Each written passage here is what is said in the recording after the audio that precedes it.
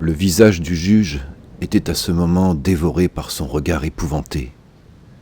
Très pâle, il ruisselait de sueur. Au point que Kwiatkowski, se relevant en un éclair et retrouvant dans une de ses poches sa flasque de whisky, lui tendit d'autorité le petit flacon. « Buvez, monsieur le juge, buvez, avant de nous faire une syncope. » Le regard hagard du magistrat allait de l'autel au visage de Scarpaccini et à la flasque que lui tendait le vieux détective.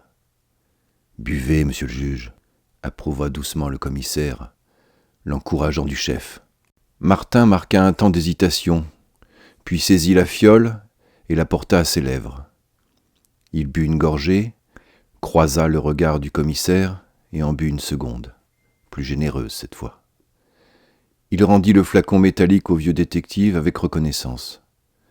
Celui-ci, sans façon, avala à son tour une bonne lampée, puis offrit la petite bouteille à Scarpaccini, qui l'accepta à son tour. Kwiatkowski surveillait avec inquiétude le visage du magistrat. Avec satisfaction, il vit l'homme se redresser et quitter ce regard perdu qui l'avait alerté. En silence, les trois hommes tournèrent la tête de part et d'autre pour observer les lieux avec attention. La salle, circulaire, était vaste, creusée dans le calcaire, avec le plafond incurvé, très haut. Des chandeliers garnis de bougies noires étaient installés dans des niches conçues à cet effet. Mais l'essentiel de l'éclairage était généré par le brasero, d'où sortait un feu régulier et dansant. Sur la paroi, face à l'autel, le même symbole que sur la tenture bleue de la pièce précédente avait été profondément gravé et s'étendait sur une surface d'au moins 10 mètres carrés. On avait bruni l'intérieur de la gravure avec une substance sombre. Elle dominait la salle de sa présence inquiétante. Aigle dressé sur ses pattes, pourvu d'une tête et d'une queue de serpent hideux. De l'autre côté, 3 statues au visage tourmenté, cruelles ou lubriques, cornues pour 2 d'entre elles, semblaient sortir des murs et se moquer des hommes en uniforme qui emmenaient leurs adorateurs.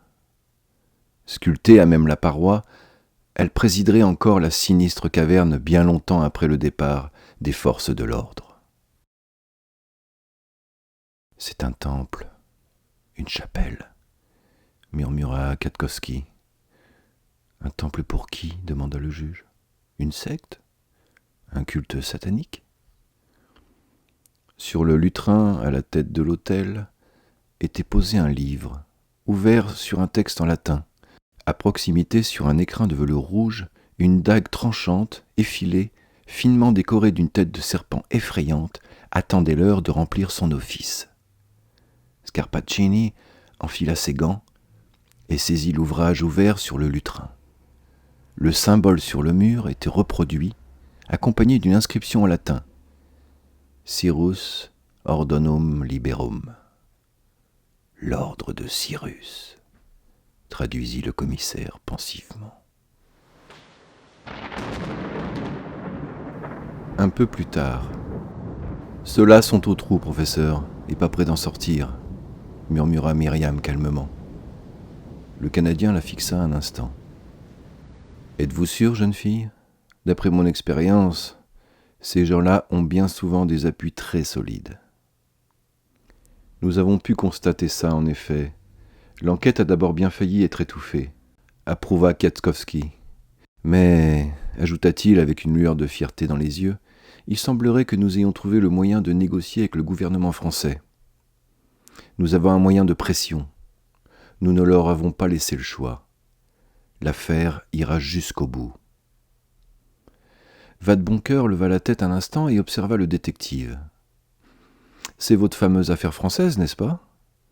Les satanistes de Saint-Rémy ?» Victor approuva du chef.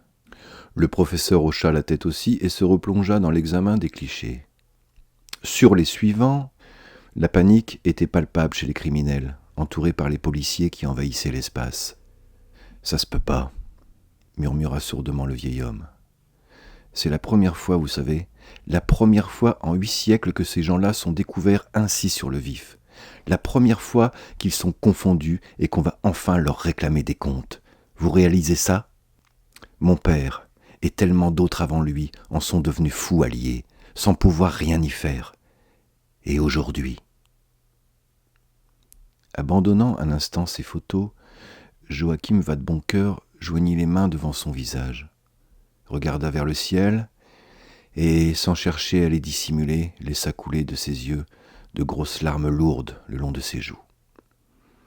Muets d'émotion, Myriam et Victor regardèrent en silence le vieillard pleurer, alors que Toby, dressé sur ses pattes arrière, ne savait comment réconforter son maître, et mouillait les poignets de sa chemise à grands coups de langue, miséricordieux.